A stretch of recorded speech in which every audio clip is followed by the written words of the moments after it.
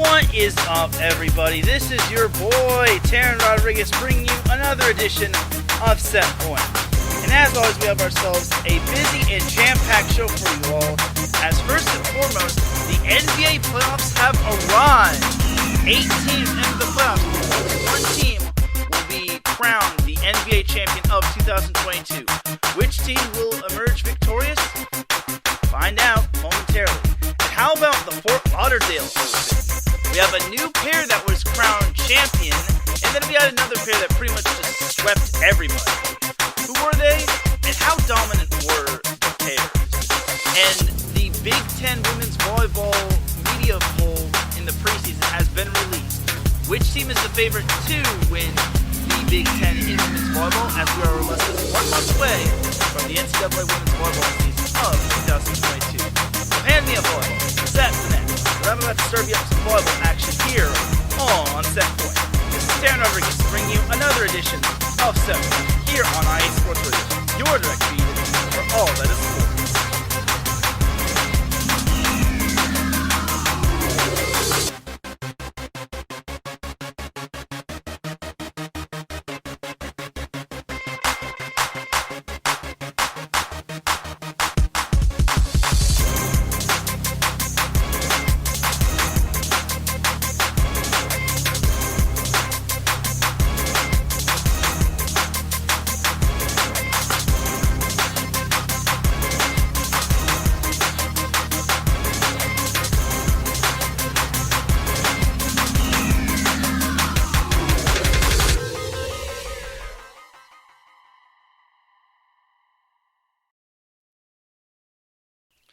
And welcome one, welcome all to another edition of Set Point. Thank you all for joining me on this beautiful Monday afternoon, Monday evening, Monday, wherever you are listening from. I really do appreciate you all tuning in. Without any further delay, let's get on into that volleyball goodness that we like to discuss. But before we do so, Set Point would not be where it is without IE Sports Radio. You can follow them on Twitter and on Instagram at IE Sports Radio, and on TikTok at IE Sports Radio, and on Facebook by typing in the word IE, then sports, then radio. And IE Sports Radio has a website, www.iesportsradio.com, and if you go there, you will see a Patreon link at the top, and if you click it and you decide to donate, you'll see the donations start out at $5 a month.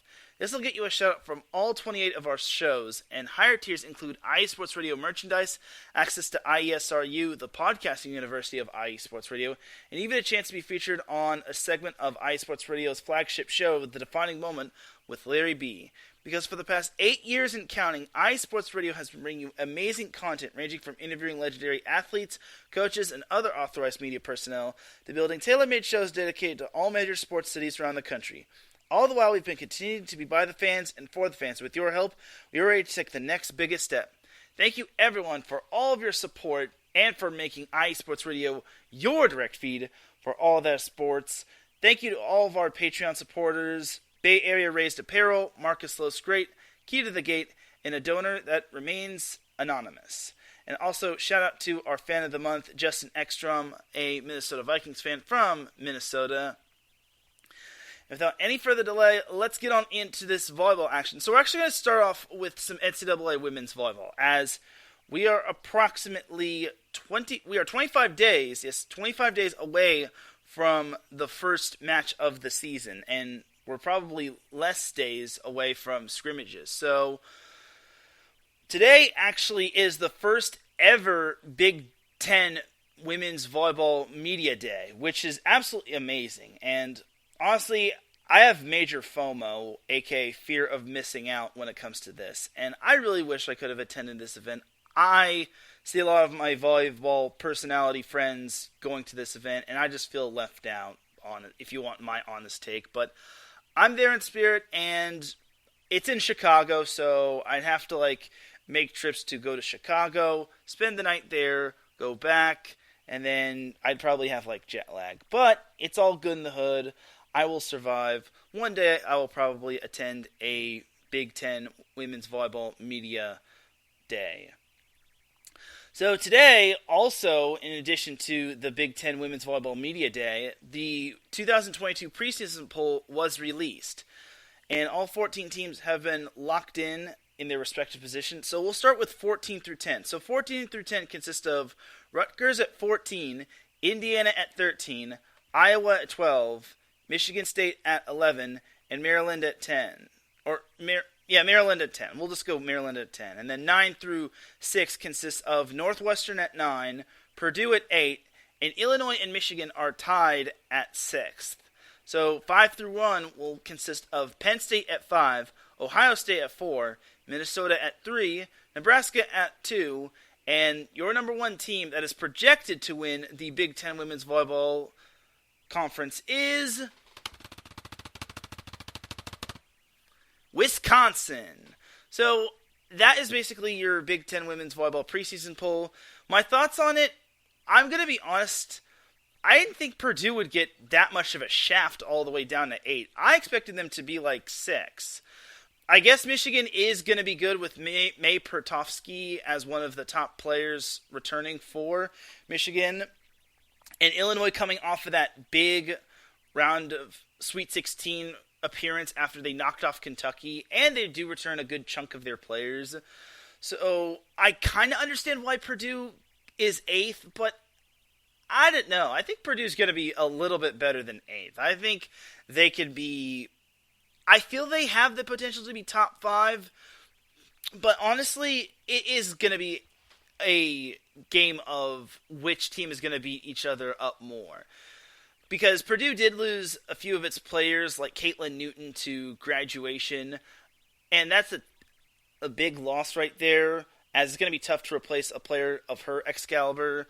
But I think Purdue has a lot of other good players, like Raven Colvin, to name one. And I think Purdue has potential. I really think that they can go deep into the NCAA tournament. Do I think they can win the whole thing? That remains to be seen. Just because I don't think they're quite there yet. I think Purdue is under the radar, though. I think this is going to fire them up and motivate them. Just because, well, there are 7 teams right ahead of them when it comes to the preseason poll. But I think the worst rankings are the preseason rankings, and I don't think Purdue is going to be losing a whole lot of sleep following this. Now, Michigan, on the other hand, I'm a little surprised to see them at number 6, but again, they do return some good players. I think Michigan, I feel, can do damage, but I don't know if they're better than Purdue. I'm not trying to ruffle any feathers and say Michigan is not going to be good. I think Michigan has the potential. It's just that last year, obviously last year doesn't really mean squat. They obviously lost in the first round to a Ball State team that hadn't won an NCAA tournament game since the mid-90s, but for Michigan, I think this year is going to be a much better year. I feel they have the potential. I really think that they are going to be possibly a team to, do damage in the conference. I don't think they're going to beat the Wisconsins and Nebraskas and the Minnesotas, but I definitely think they have the potential to knock off maybe a Penn State or an Illinois, maybe a Purdue. Like, Michigan in this conference is going to probably be the key. Michigan in the Big Ten is definitely a recipe for making the NCAA tournament. The thing is, for Michigan, is how deep can they really go in said NCAA tournament if they play their cards right. I really think Michigan is underrated, same with Purdue, but do I think they're amongst some of the best in the Big Ten? That remains to be seen. Jumping over to Penn State, so last week I kind of alluded to Penn State being a work in progress. They lost quite a bit of transfers due to the transfer portal, and they have a new head coach, Katie Schumacher-Cauley, replacing the longtime and legendary Russ Rose. So for Penn State, I think they are a little under the radar. I think they're kind of right where they should be. I think Ohio State is talented. I think they're going to be better than Penn State. I feel Minnesota might be better than Penn State. Nebraska and Wisconsin are locks for being better than Penn State. We'll see what Michigan and Purdue have to offer, as well as Illinois. I think Penn State is kind of where it belongs at number 5. I really feel that Penn State is kind of in that top 5 echelon. It's just that that's kind of, number 5 is kind of the best it can go. It's kind of their ceiling. I think maybe their ceiling could be 4, but I don't know if they get higher than that. Now, their floor could probably be like 8. I don't think they're going to dip anywhere lower than that. I don't think Northwestern, Maryland, Michigan, Iowa, Indiana, or Rutgers will top Penn State. No offense to those teams. I'm not trying to say that those teams are not good enough to take down Penn State, but Penn State is still perennially good. And Penn State is that program that no one wants to get rid of that easily. Yeah, you can't get rid of Penn State women's volleyball that easily. They are resilient as heck. They're kind of like the cockroaches from New York. Just when you have them killed, they come back twice as strong. Like, you're going to need Ray to probably kill those roaches. And for Penn State, they're no exception. Yes, they lost quite a number of transfers to the transfer portal. Yes, they have a new head coach. No, I don't think they're going to be that bad. I think they're going to be vastly underrated, and I think they're going to have a chip on their shoulder with how disrespected they think they are, considering they're not as good as they were in the past. They're going to have lots of labels. They're going to have rebuilding, work in progress. The list goes on and on. Young, question marks. You get the point. So for Penn State, they are kind of my work in progress. I still think they are talented. It's just that it's going to take some time for them to adjust themselves into Schumacher-Cawley's system. Now, Ohio State, jumping over to them, I think they are kind of, you could probably flip Minnesota and Ohio State. I think Ohio State is very talented. Some were saying that Ohio State could win the conference all out. But for Ohio State, I think they deserve to be 3 and Minnesota should be 4. But you can make the argument for either or. Minnesota is always good. And honestly, Jen Flynn Oldenburg has them going in the right direction. Mac Pedraza returns for Ohio State. She's going to do great things. I really think Ohio State has that talent. I think this is a team that can go to the Elite Eight and definitely can win its conference if they play their cards right. If they're healthy, they're not losing matches that they're not supposed to lose, and they're able to knock off some of the top-tier teams like the Nebraskas, the Wisconsins, the Minnesotas. I think Ohio State can do damage. And obviously they have 2 rivals. They have Penn State. Well, I don't know if we can consider Penn State a rival, but obviously Michigan's going to be their big-time rival, but I guess we can consider Penn State somewhat of a rival.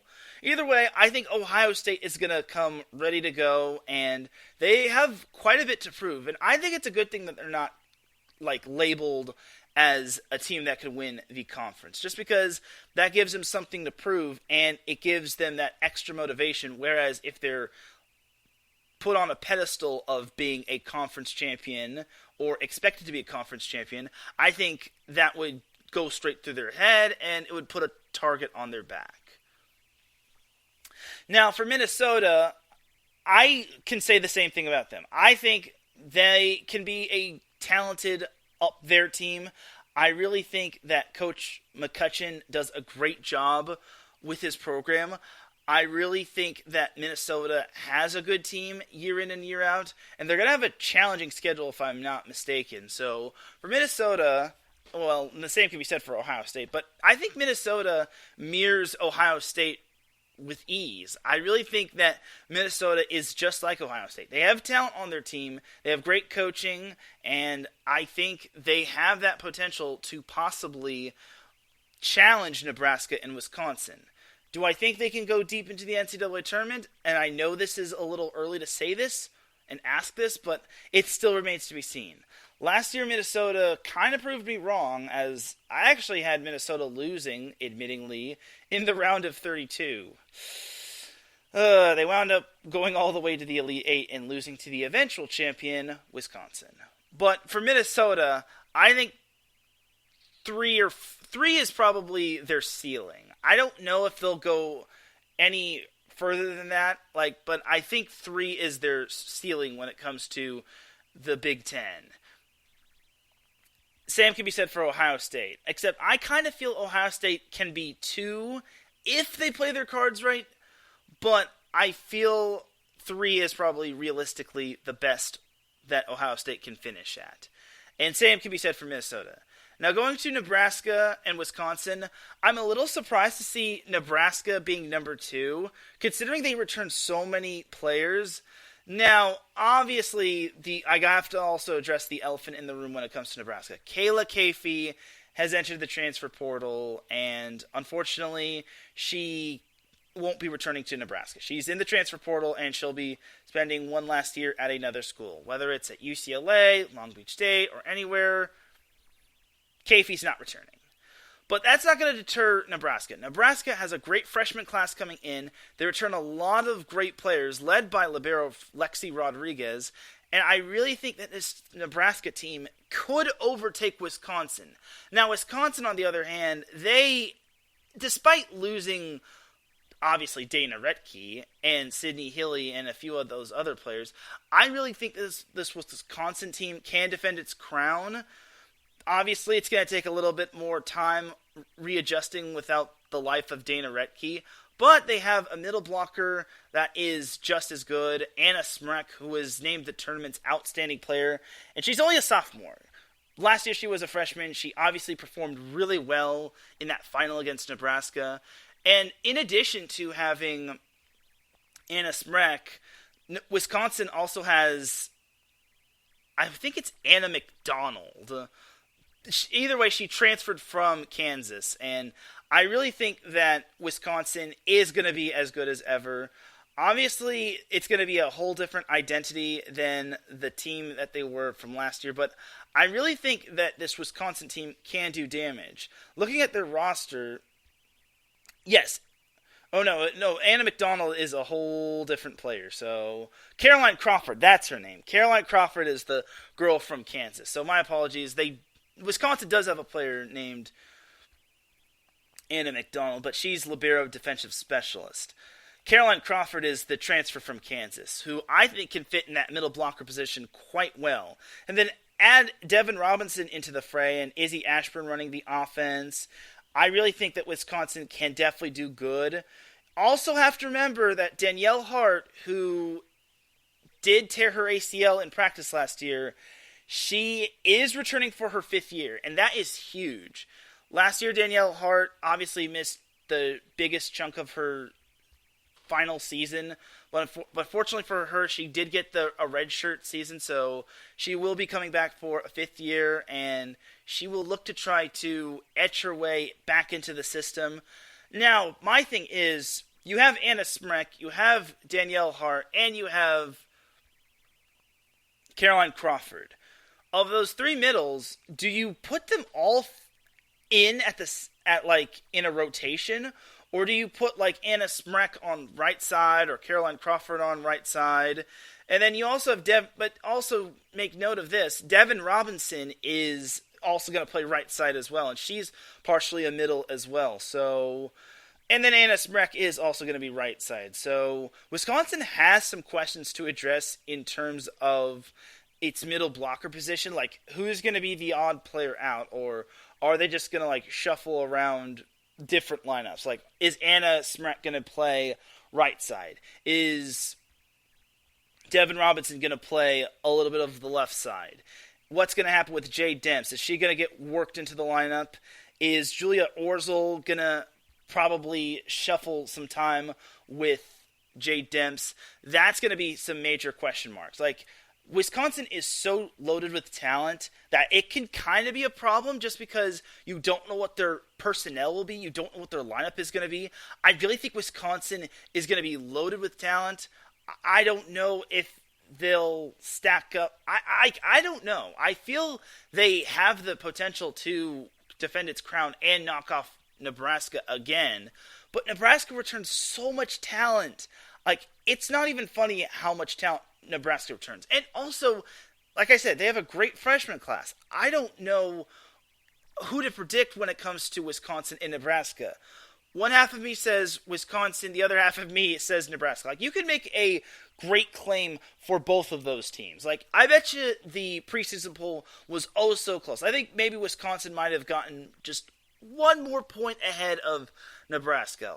But I really think that this Big Ten Women's Volleyball Conference is going to be something really special. It's going to be big, to say the least. So, for me, obviously Wisconsin screams to me as a favorite, but don't sleep on Nebraska. Nebraska could swoop in and take that spot from Wisconsin. And then also Ohio State has some great players as well.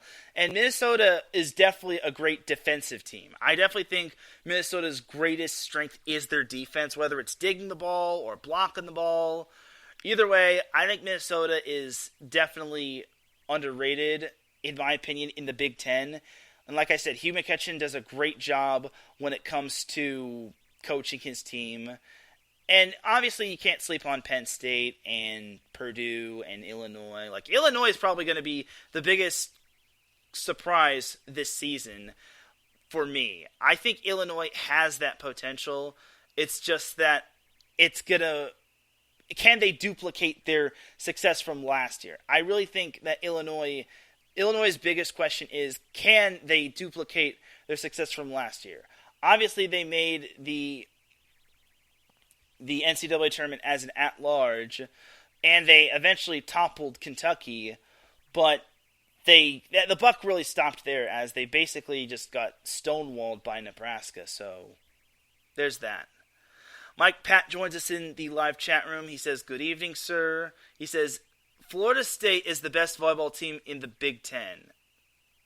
Okay, so we had ourselves a little bit of a laughing gag on Twitter today. So Mike Pat thought that I was talking about the entire NCAA women's volleyball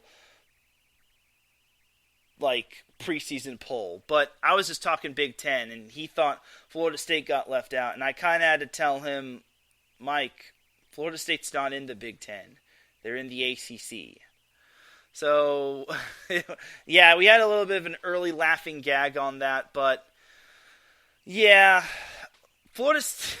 I mean, when I see the ACC preseason polls, I'll definitely discuss how good Florida State can be and where I think Florida State belongs, but that's just Mike Pat's little laughing gag right there. But back to the Big Ten overall, I think it's going to be a dog-eat-dog conference. Heck, I don't even think the lower-tier teams are going to be an easy out. Like, Northwestern, I think, is going to be underrated. Maryland might pull an upset here or there. Michigan State, with the addition of Nalani Iosia, is going to be good.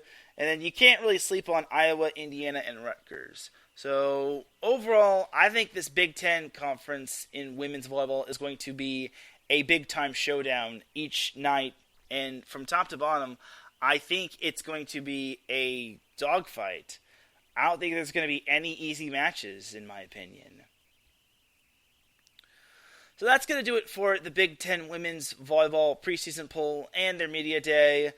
Again, I am having major FOMO of not being able to attend the Big Ten Women's Volleyball media day, which I am sad.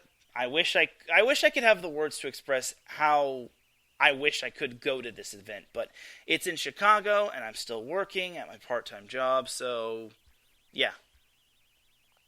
So that puts a bow on that right there. So we're going to jump into some AVP. So Mike actually alludes to Florida, which was actually the site of where the AVP's previous event was.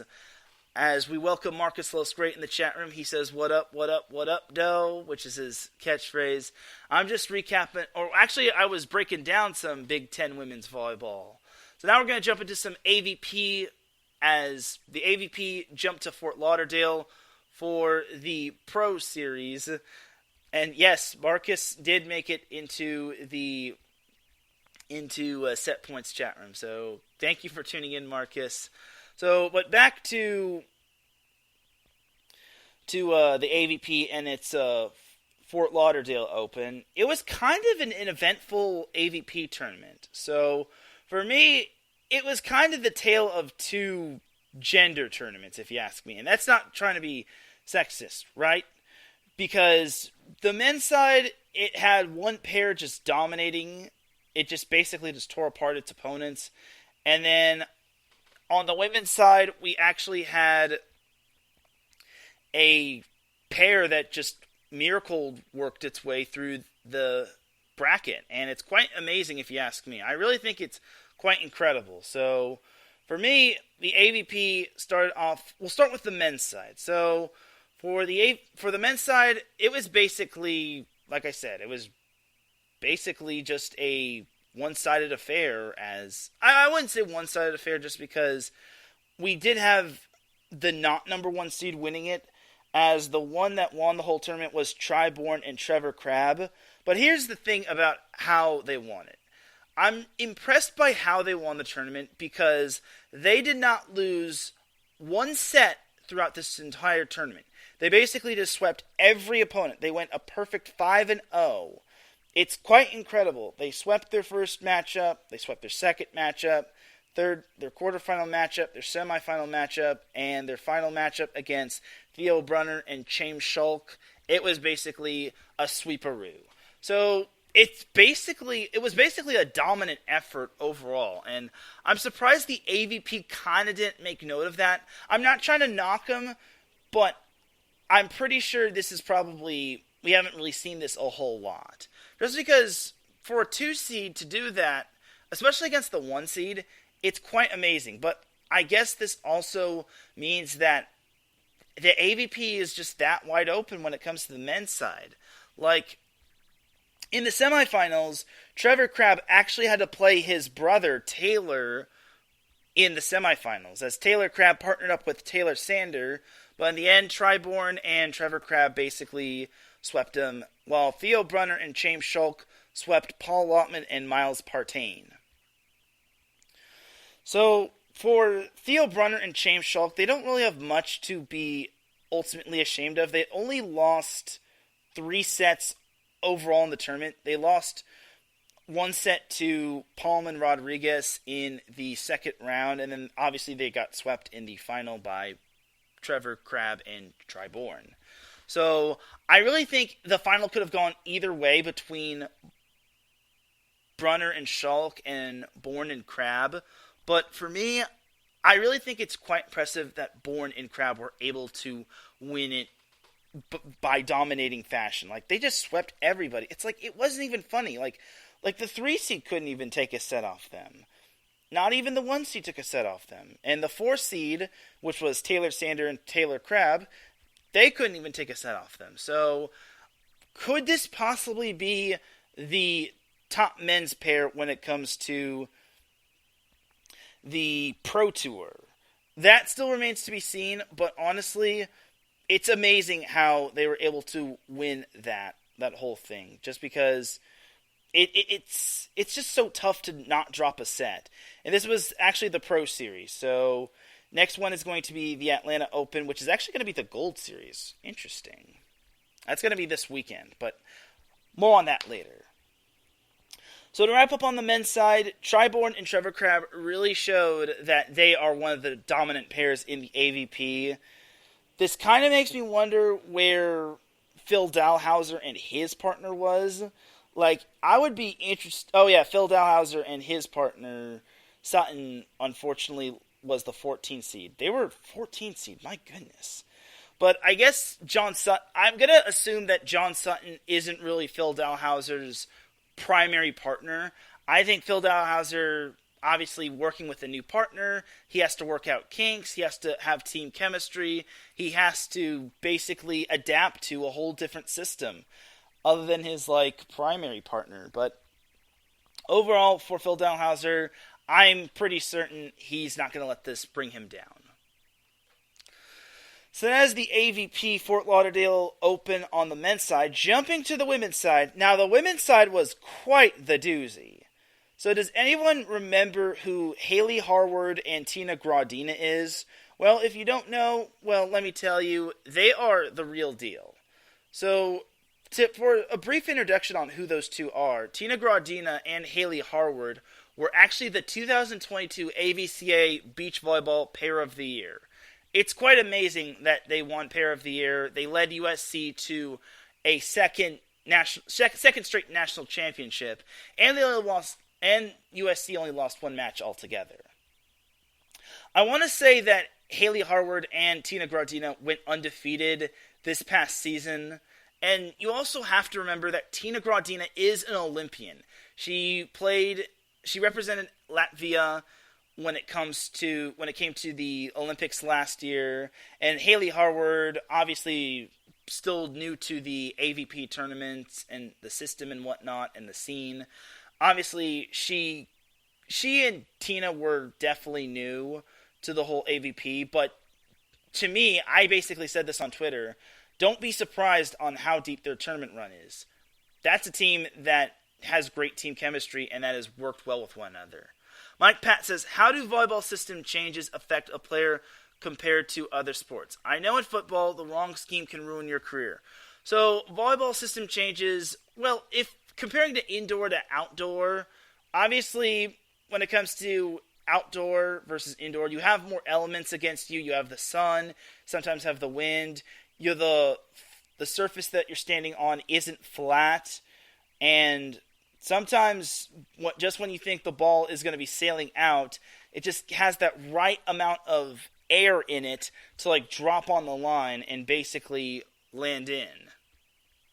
Now, as for pairs in general, obviously Phil Dalhauser, I think, partners up with Theo Brunner, but in the AVP Pro Series, I think that his partner at the time is John Sutton.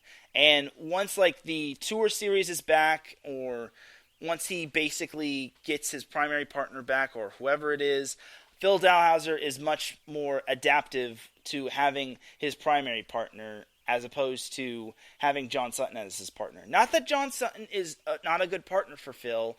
I just think that Phil Dalhauser having a Theo Brunner or a Triborn or anyone of that sort is going to be more adaptive to him, just because he has seen those players more often than not, and he's played with some of those players. So back to the Fort Lauderdale Open, and back to Haley Harward and Tina Gradina. So Haley and Tina they easily got past the first round. Now, they faced the number one seed overall, Therese Cannon and Sarah Sponsel, the pair that actually most recently won an AVP tournament on the Pro Series. As, believe it or not, Tina Gradina and Haley Harward upset the number one seed, Therese Cannon and Sarah Sponsel, in 3 sets.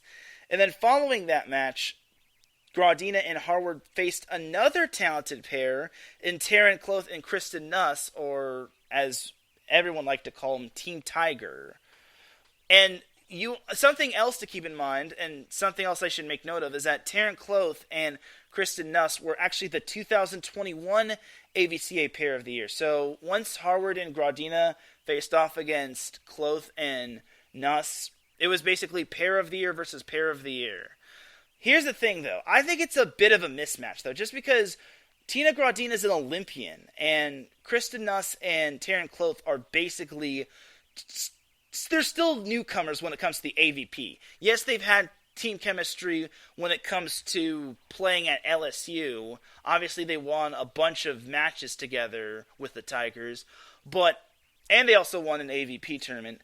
But comparing them to an Olympian and a two-time national champion, well, both of them are two-time national champions, it's a little bit of a mismatch, especially with Gradina and her playing internationally and playing on the big stage, being the Olympics. So for Rodriguez and Nuss, I'm not surprised that they lost, but at the same time, I kind of am. But either way, Tina Gradina and Haley Harward defeated Rodriguez and Nuss in 3 sets to advance to the semifinals, where they would face Kelly Kalinsky and Sarah Hughes. Yes, Sarah Hughes, the same Sarah Hughes that was basically in that viral video of her making those amazing saves along with her partner Kelly Kalinsky. So in the semifinals, believe it or not, Harward and Gradina was able to win that matchup in 2 sets. So for Harward and Gradina, that has to be a little bit of a great change of pace, as basically Harward and Gradina were just taking down everyone. They took down the 1 seed in the second round.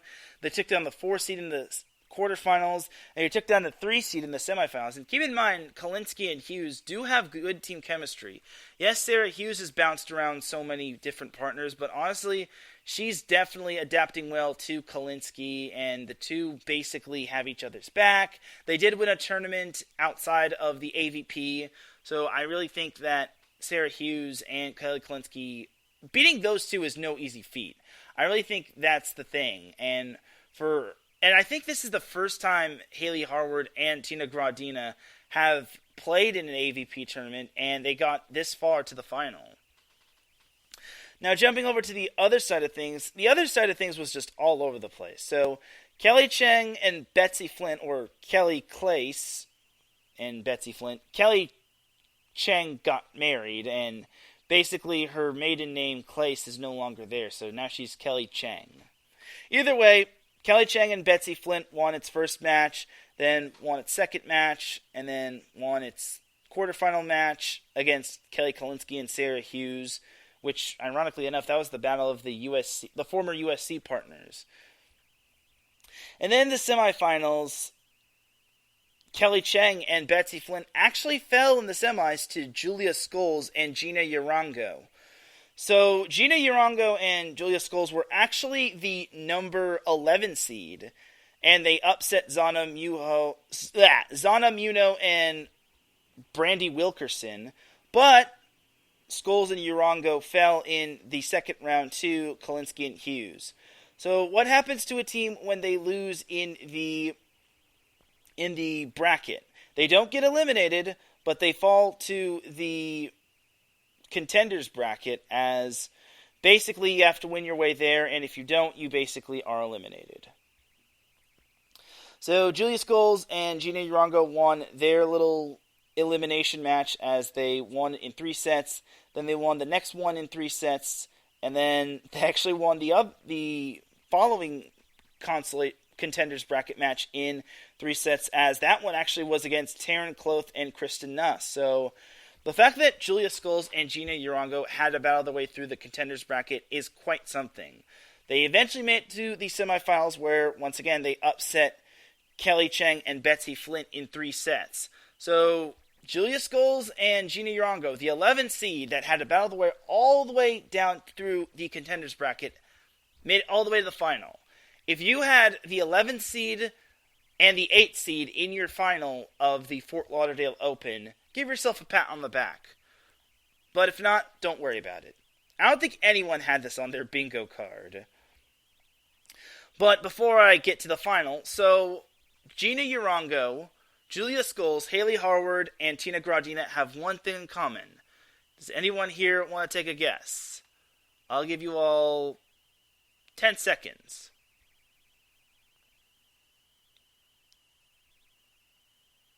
5 seconds. 3, 2, and that's it. So the main thing that they have in common with one another is that Gina Yarango, Julia Scholes, Haley Harward, and Tina Gradina all played... Let me ring the bell real quick. They played beach volleyball at USC. So for Haley Harward, she is kind of... I wouldn't say she's an exception. She did play most of her volleyball at Long Beach State. Yes, I get that. But she won 2 national championships with USC. So, yeah. There's no way you could argue with me that she is not full on USC. And here's the thing about Gina Yarango. So, Gina obviously played indoor volleyball. She was quite the indoor volleyball player. She is top 10 in service aces of all time. However, Gina Yarango actually became the first graduate student from USC to earn a scholarship for USC's beach volleyball team. So, I don't care what anyone says, Gina Yarango was a part of that USC beach volleyball team. It was probably in its infancy stages, but regardless, Gina Yarango is USC beach volleyball alum. Fight me on it. But either way, they're all USC Trojans. And obviously Julia Scholes helped. And then for Julia Scholes, I should also mention that she she herself bounced around different colleges as well, as she started off playing indoor volleyball at North Carolina, right? And poor thing, she actually dealt with concussions and injuries, and her indoor career was basically over. So she eventually transferred from North Carolina, and she made her way over to Hawaii to play beach volleyball. And she obviously played her junior and senior year as well at Hawaii. So then she did get the 5th year due to COVID-19. I think she also got a redshirt year as well. She did get a redshirt year at North Carolina. So she used her redshirt year her junior year, and she eventually used that year to play at USC, which last year she was able to help the Trojans win a championship, and then this year she helped USC win a championship. So, yeah, you could say that Haley and Julia aren't true blue Trojans, and obviously Gina isn't a true USC beach volleyball Trojan. But I don't care. They're all beach volleyball players from USC. They all had an impact on the USC beach volleyball team. I don't care what you say. I don't care what anyone says. They're all USC beach volleyball alum. Especially Gina Urango. She made history. Don't argue with me. Get at me. Anyway, so over to the final. Tina Gradina and Haley Harward was able to defeat Julia Scholes and Gina Urango in 3 sets. Believe it or not, Tina Gradina, Haley Harward, and Julia Scholes were actually roommates at USC this past school season, or school calendar year, right? And they were all roommates, they were all besties and whatnot, and they were all teammates at USC. So, for the final, Julia Scholes and Gina Urango took the first set against Harward and Gradina 21-19, but then Gradina and Harward battled back to take the second set 21-15, and then I don't know what Gradina and Harward did in that third set, but they basically just trucked Urango and Scholes in that third set, as they basically just steamrolled them 15-6, which basically gave them the tournament. So that is the first tournament that Haley Harward and Tina Gradina won, which is quite impressive. I really want to say that this is their first ever tournament together. It's obviously their first tournament win, but for them to win it on their first try as a pair speaks to high volumes of how great their relationship is, how great their team chemistry is, and more importantly, just how great of talent that they have. I really think that they have trained well for this, and honestly, Tina Gradina has not skipped a beat. I really think that she's going to do well in the Olympics representing Latvia, and I really think she was named last year's Latvian Player of the Year back in 2021, and she's definitely representing that really well. So overall for the AVP Fort Lauderdale Open on the women's side, it had a lot of parity. Like, the 8th seed and the 11th seed made it to the final, and the 8th seed, being a first-year pair, was able to pull out the W and win the whole thing. Quite amazing. This is what I like about the AVP. Like, nothing is really guaranteed in that you never know what could happen. Like, sometimes you get a pair that basically just sweeps their way through the whole thing, and then you get basically an underdog story that basically has to go through a lot in order to get to the final, and then sometimes you just get the number 1 seed winning, which is not fun. But the AVP is basically a box of chocolates. You never know what you can get out of it. And honestly, I'm really impressed by how all these pairs on the women's side did. I'm not trying to disown the men's side of things just because Miles Partain and Paul Lottman make it to the semifinals without dipping into the... Actually, no, I think they did dip into the consolation bracket. But either way, Miles Partain and Paul Lottman make it to the semifinals is quite something. So, to put a bow on the Fort Lauderdale Open, it was a fun tournament, and it was a little tough for me to try to, keep up, considering there were 3 days. There were 3 days. It started on Friday and then ended on Sunday, which was kind of a little confusing, but it is what it is. So I'll survive. And then going back to the AVP, the next tournament will be this weekend as we have another 3-day tournament. It's going to be the Atlanta Open, so the AVP is heading down to the ATL to have its next AVP tournament. So this is actually going to be the Gold Series. So I think this is actually the first Gold Series tournament of the tour. And yes, it is. It is the first Gold Series tournament of the AVP tour, which is quite awesome. I really think it's going to be very fun, and honestly, I really can't wait for it. Like, the other Gold Tournament series is going to be the Manhattan Beach Open on August 19th through the 21st. Then we have the Chicago Open from September 2nd through the 4th. And then that's it. That is pretty much it.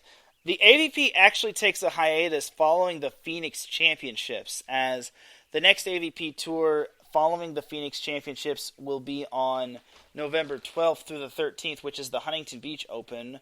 Now, I'm not sure if I'm going to be attending that just because I might be going on a trip, or a cruise for that matter, but we'll see what happens. Time will tell. So that is going to do it for the AVP right there. We are going to take ourselves a quick little commercial break. When we come back, we will be discussing obviously the NVA playoffs, as it's playoff time, baby. It's win or go home. And then also, I will be briefly discussing the Volleyball Challenger Cup, as one team on the men's and women's side will be able to participate in the Volleyball Nations League next year. Basically, it's like a little relegation tournament to see who gets the promotion and who gets demotion. Either way, you are listening to Set Point here on IE Sports Radio, your direct feed for all of that sports. We'll be right back after this.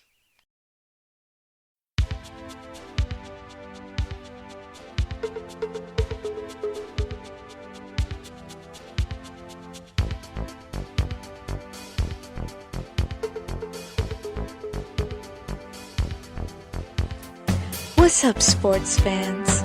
Are you looking for the latest on Northern California sports?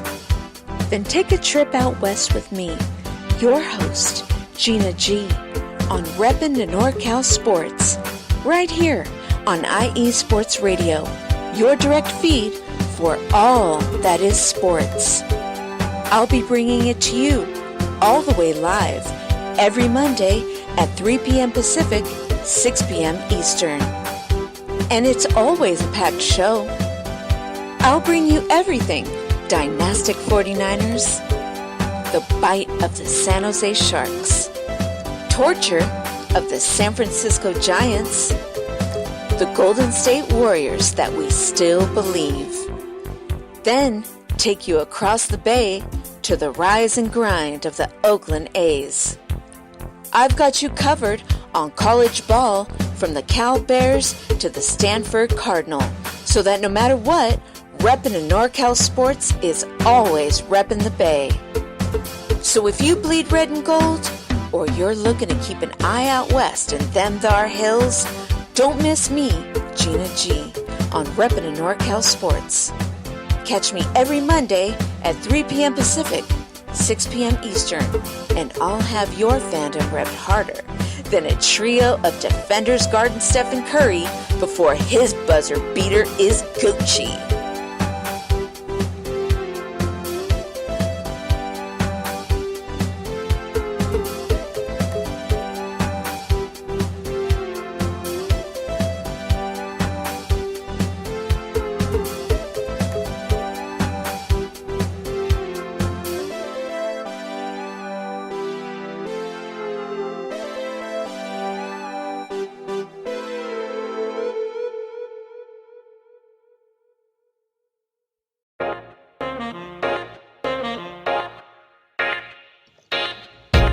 What is going on, everybody? My name is Harrison Glazer, and we're coming at you from the Show That Never Sleeps podcast.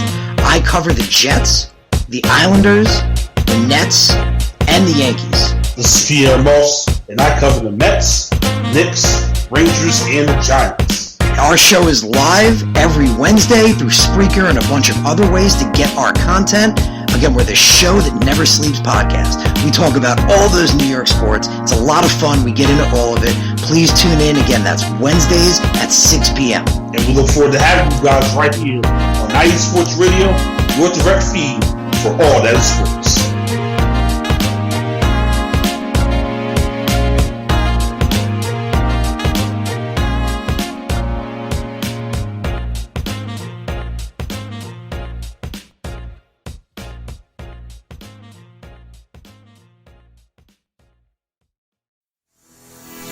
Sports fans, do you like teams that are tough, cities that are tougher, and fan bases that are passionate about their teams? How about teams that are historic and stadiums that are iconic? Then you belong in Chicago, and you need to check out Chi-Town Weekly. Join me, Adam Kernan, every week as we keep up with all things Chicago sports. Bears, Bulls, Blackhawks, Cubs, White Sox. We'll cover them all, plus more. The Windy City is always buzzing, and we'll keep you up on all the big games and major stories.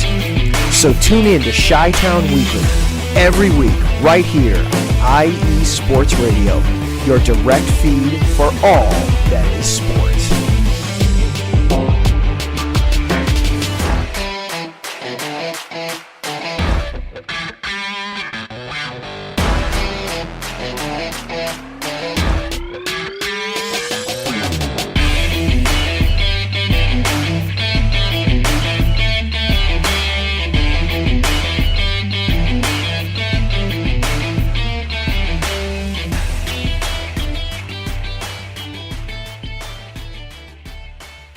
With segment number 2 of Set Point here on IE Sports Radio, your direct feed for all that sports. Definitely do check out all of IE Sports Radio's 27 other shows, such as Reppin' to NorCal Sports with Gina G, The Show That Never Sleeps with Pierre Moss and Harrison Glazer, and Chi-Town Weekly with Adam Karnick.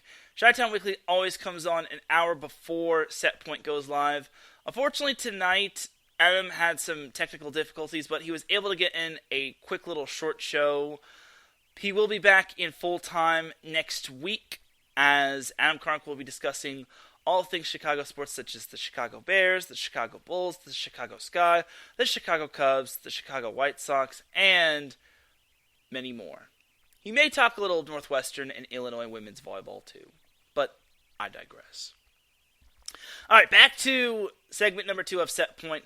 So we're briefly, hence the word briefly, going to discuss the Volleyball Challenger Cup. So you're probably wondering, well, what's the Challenger Cup, Teran?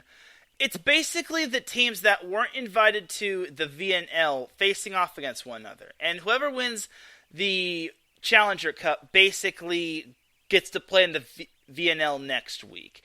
I feel it's kind of like relegation when it comes to volleyball. It's kind of like relegation in the World Cup or the Premier League, if you're a soccer fan, obviously. But for the Challenger Cup, I think it's a great little system. It's not the most glamorous system, but I really think that's a great little competitive tournament to like decide who gets to be promoted and who gets to be demoted.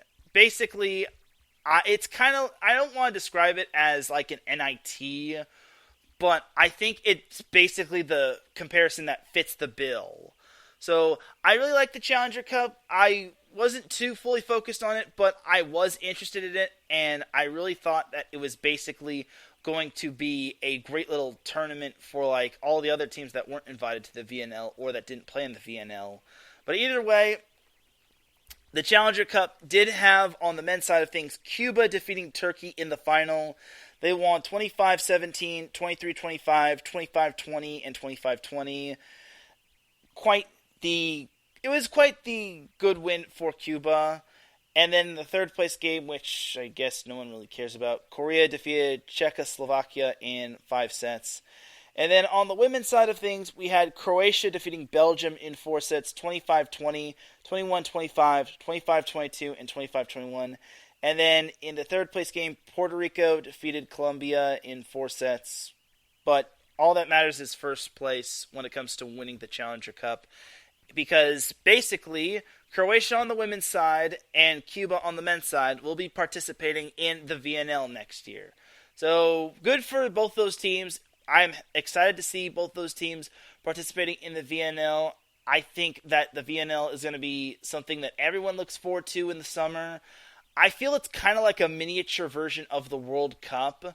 Now, the big version of the World Cup in terms of volleyball is the FIVB World Championship, which is going to be sometime down the road in, I want to say on the women's side, it's going to be in September, and then on the men's side, it's probably going to be in October. Let me confirm this really quick, but there will be a men's world championship as, yes, in the FIVB men's championship will be from August 26th through September 11th, which I'm glad there is going to be a world championship, as I thought there wasn't going to be one just because I was checking their schedules, and I'm like, well, where is it?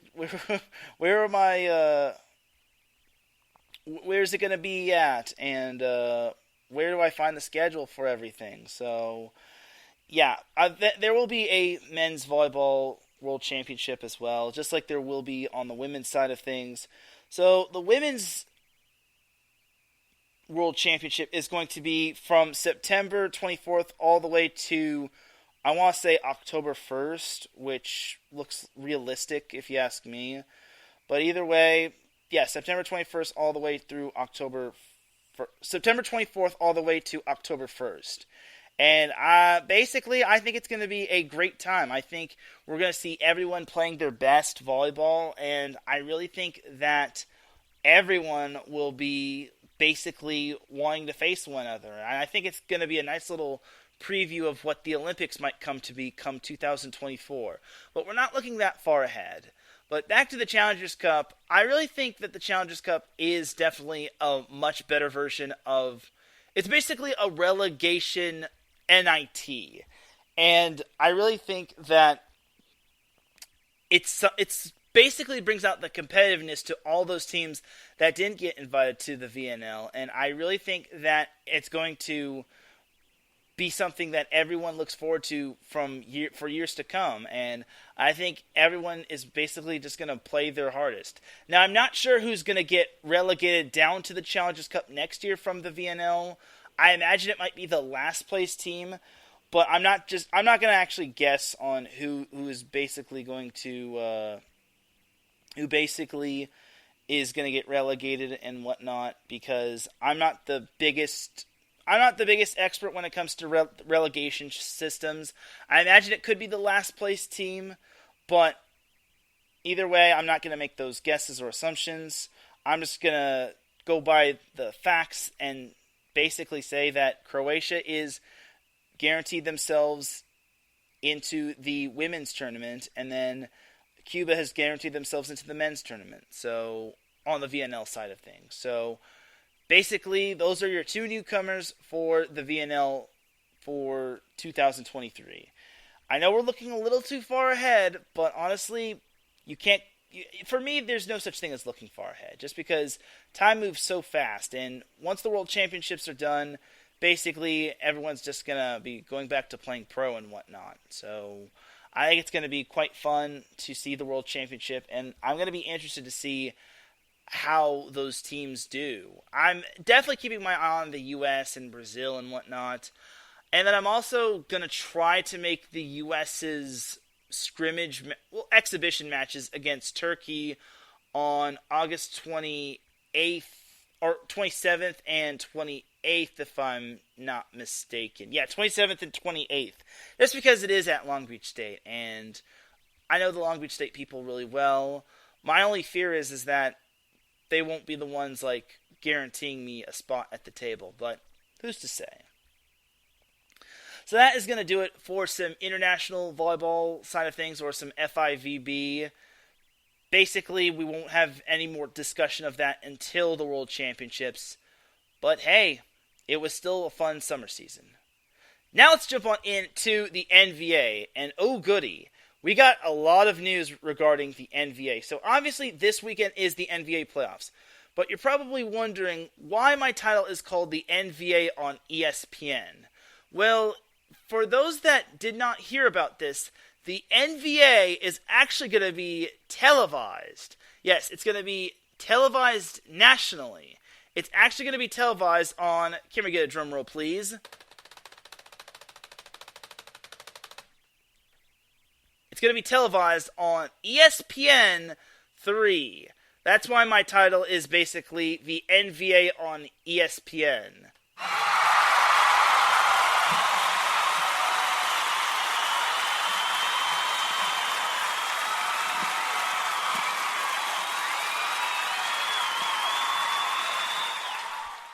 Yeah, I wasn't kidding when I said that the NVA was growing and was eventually going to grow to greater heights.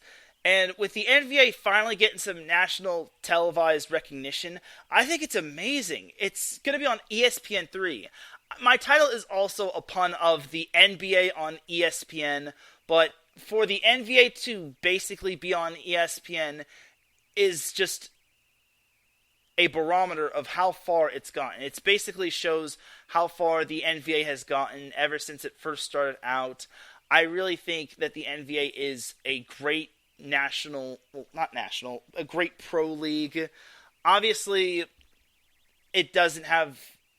Obviously, Athletes Unlimited is still great and all, but the fact that the NVA is now being televised on ESPN of all stations is quite amazing. And they know that the game of volleyball is growing. ESPN knows that the game of volleyball is growing, not just on the men's side, but the women's side and the beach side as well. So I really am happy that ESPN is going to be nationally televising the NVA, and I really think that the NVA is going to be something that all men's volleyball players might look at following their graduation from college. And I feel that every player could try out for the NVA. Obviously, you have to probably be like a certain age requirement, maybe. You obviously can't be in high school and play in the NVA, but I think that a whole lot of other college volleyball graduates are going to be looking more at the NVA, and Nick England said it best, that if Micah Christensen would take a pay cut to play at home, and that speaks to high volumes of how the NVA is basically starting to be more appealing to men's volleyball players following college. And I think it's going to be an appealing option for all men's volleyball players in general. And who knows, maybe it could basically be a big-time league. And maybe, just maybe, it could be a mainstream league, like the NBA, NFL, MLB, NHL, even though I'm looking too far into being too big, but I digress. So, back to the NVA and the playoffs. So, the playoff bracket has been released, and basically I'll go from left to right. We'll start with the left side bracket. So, the left side bracket will consist of the Utah Stingers, the second place team from the American Conference, taking on the Orange County Stunners, the third place team from the National Conference. So this is probably a great matchup right here. This is probably the matchup. This is the first matchups to start, mind you.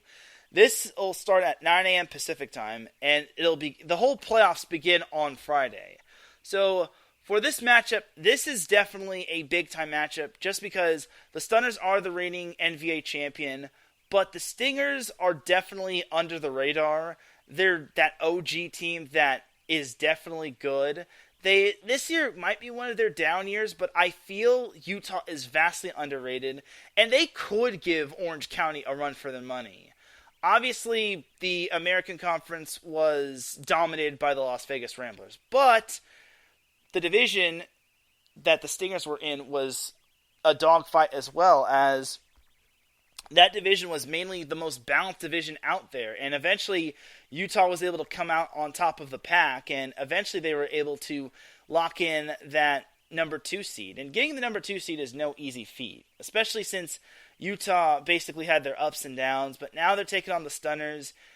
Obviously, Orange County looks like the appealing decision to basically pick in terms of winning and losing, but you never want to sleep on the Stingers. Yes, the Stunners have quite a bit of talent, such as Nick West, Matt Hilling, to name a couple, but you never know with Utah. Utah does have a good plethora of players. I really think that Utah is going to be a tough out, just because you don't become a division champion just by being a slouch. You basically become a division champion by basically battling night in and night out every weekend. And I really think that Utah is going to basically bring their A game. With players such as Jorge Mencia, I really think that the Stingers could, hence the word could, challenge the Stunners.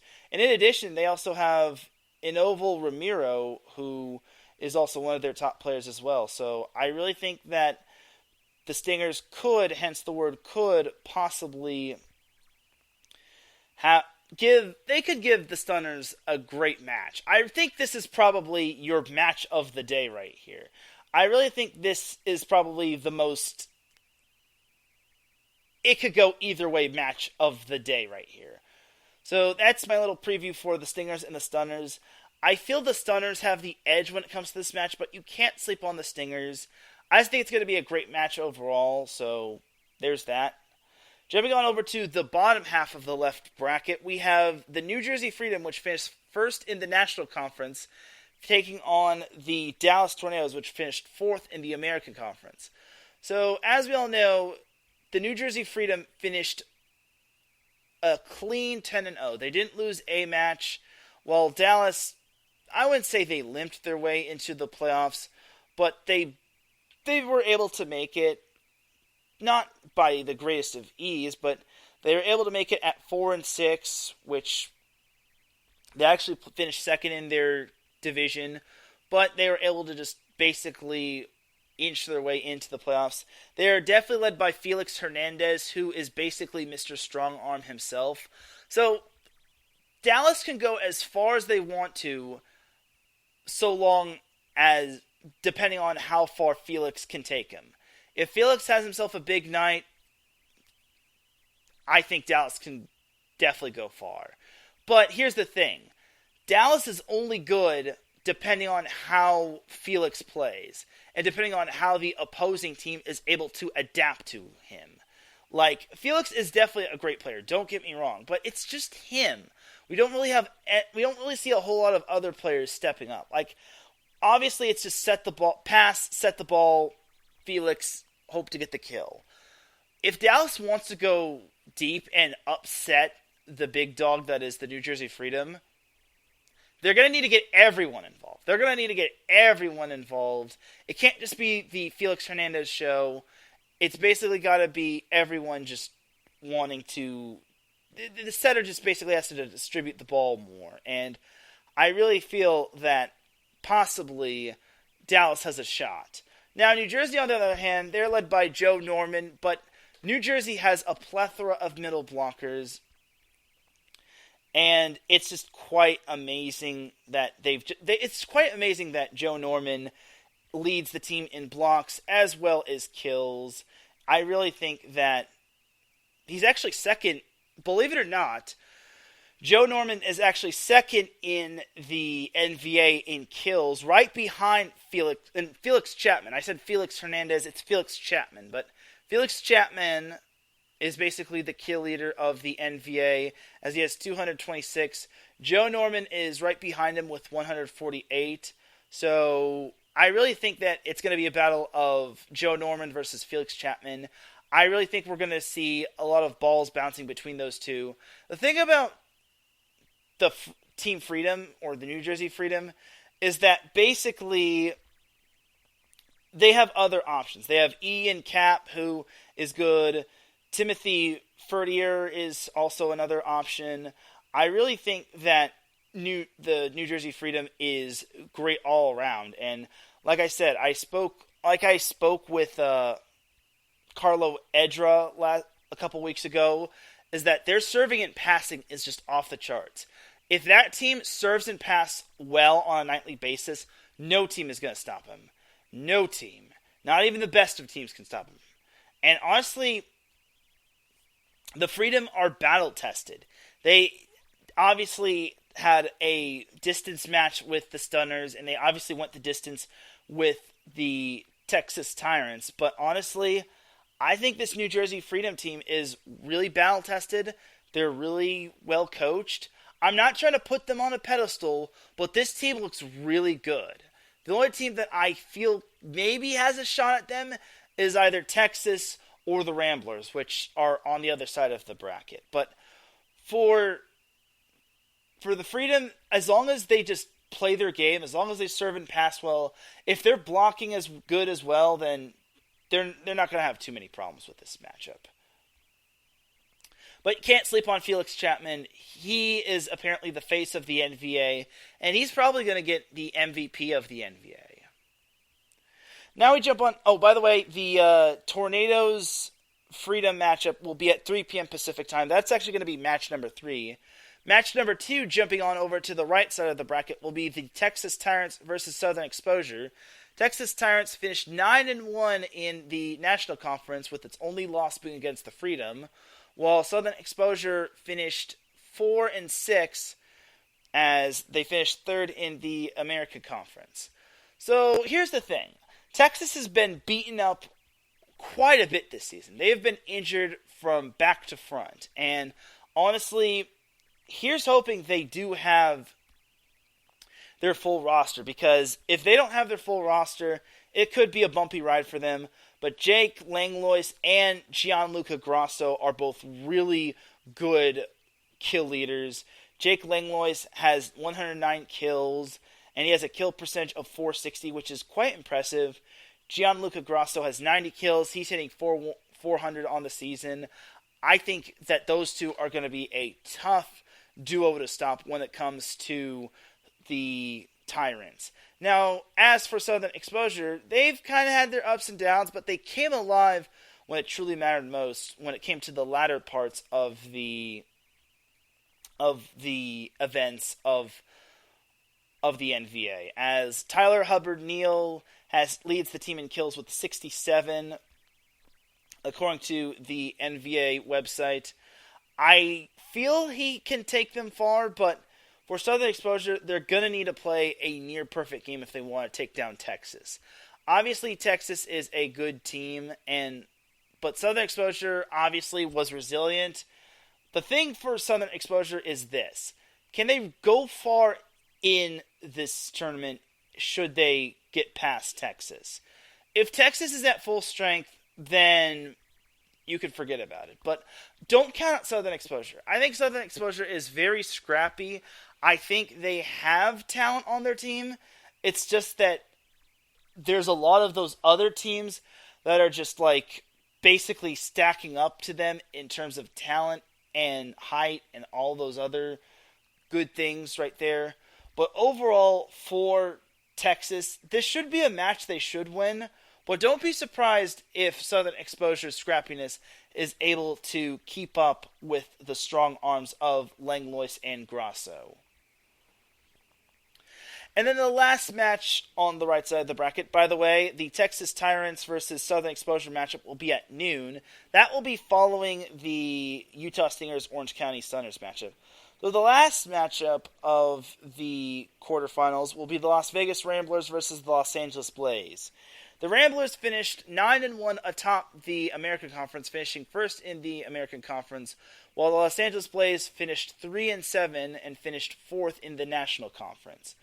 So the Blaze is obviously coming off of a hideous loss to the Chicago Untouchables, which they probably could have won that, but unfortunately they were not able to, while the Ramblers just looked really good. The Ramblers, in my opinion, could possibly make it to the finals. They are led by Brandon Rattray, the former UCLA star and Hawaii star, as he has a hitting percentage of .540 while he has 104 kills on the season. Charles Belvin leads the Los Angeles Blaze in kills with 101, and he has a hitting percentage of .530, which is quite nice. And then also other killers on the Ramblers include Ryan Mather, who has 85 kills, along with Jordan Hoppe, who also has 85 kills. The difference is that Mather has a hitting percentage of .580, while Hoppe has a hitting percentage of .430. That's kind of your big difference right there. And then also for the Blaze, Damani Lenore has 74 kills, and he's hitting .590 on the season for the Los Angeles Blaze. So the Blaze have a big, tall task ahead of them as they play a very talented Las Vegas Ramblers team. So, obviously losing to the Untouchables did not do them any favors in the final week of the NVA season. If the Blaze want to win, they're going to need to play some near-perfect volleyball. I know that sounds cliche, but honestly, they face a great challenge. They face a giant. They face a team that wants to get back to the championship. Because remember last year, the Ramblers lost in the final to the Stunners, which everyone had the Ramblers as the favorite to win the NVA championship. They got stunned by the Stunners, to say the least. So, for me, the Ramblers are on a mission. And I feel the Ramblers are out to make Las Vegas a volleyball city. You know, my boy Cale Henderson, the host of Sin City Sports on IE Sports Radio, says Las Vegas is becoming more of a sports town, not just an entertainment town. It's becoming a sports town. Like you look at Las Vegas, they have the Raiders, they have UNLV, they have the Las Vegas Aces, and I know the Las Vegas Ramblers aren't big time, but if they win this NVA championship, they could put themselves on board when it comes to being a top name for sports in Las Vegas. That's because Las Vegas is a big-time city, obviously with the casinos and the gambling.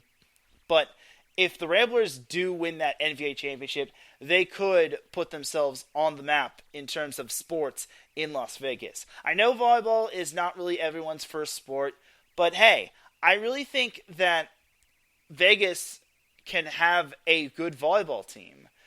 Just because Nevada/Vegas does host a really good high school girls volleyball tournament in the Durango tournament, but I'm veering away from that. I'm veering away from the NVA. So back to Ramblers versus Blaze. In order for the Blaze to win, they're going to really need to play their best volleyball. Charles Belvin needs to have himself a big game, as well as Damani Lenore. And also, the big task is slowing down the strong arms of Brandon Rattray, as well as Jordan Hoppe and Ryan Mather. It's going to be very tough to slow down that three-headed monster, especially if Brandon Rattray is just in the building, ready and willing. And I know we haven't seen Jordan Hoppe in the lineup a whole lot when it comes, well, not a whole lot, but he's been in and out of the lineup with other things happening. But honestly, I should also mention that Jordan Hoppe is a club volleyball coach. But I should also mention that Jordan Hoppe, when he's on that court, he is a stud. He played great volleyball at Concordia Irvine. He helped the Eagles, I wouldn't say soar to new heights, but he helped them lead them to like wins over big-time teams such as UC Irvine and UCLA. I think Jordan Hoppe is the real deal, and with him being in his first year in the NVA, I really think that he's going to do some big things for the Ramblers. It also helps that the Ramblers have two other big-time hitters. Again, it's going to boil down to the blocking of Los Angeles Blaze. That their blocking has to be good if they want to take down that talented Ramblers team.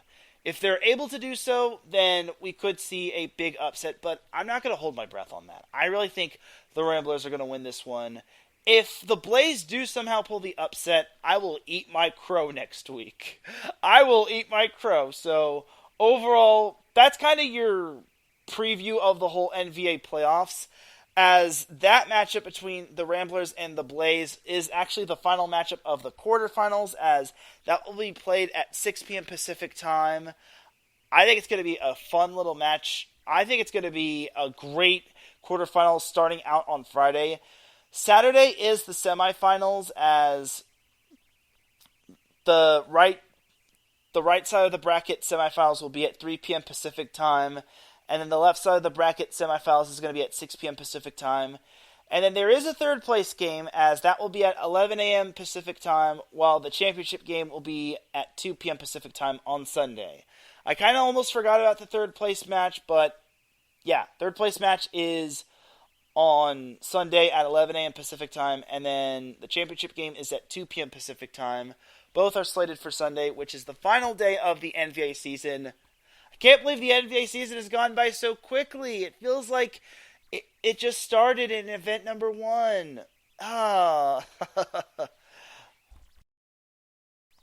Either way, it just feels like the season just went by so quickly, and I really can't wait for the NVA season to basically reach its climax, and I'm very excited to be seeing some top-level NVA volleyball, if you ask me.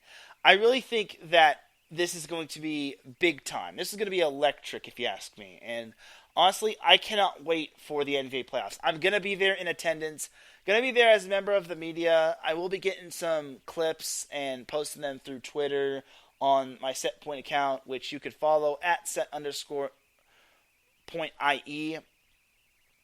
So definitely do follow along on Twitter. And definitely, if you're at home, please watch the NVA on ESPN3. Help grow its viewership, because if that gets a lot of views, then the NVA could be staying on ESPN, and who knows, maybe it could be on ESPN2 or the main ESPN. And if basically the NVA gets a lot of views on ESPN3 this weekend, right, it's basically going to be more big time, and people are going to say, wow, there's an NVA? I didn't know about this. It's really a beautiful thing to see the NVA just growing, and I really think that the NVA is going to continue to grow, and who knows, maybe we'll get more expansion teams. Like, I really can't wait to see what the NVA has to offer this weekend. So that's going to do it for the NVA portion of the show. And ladies and gentlemen, that is going to do it for this week's episode of SetPoint. Without any further delay, let's drop that beat, because I'm about to dip like a banana in chocolate. You feel me?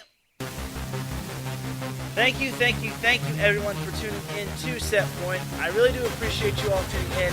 If you listen live, I appreciate you. If you listen on the playback, I appreciate you.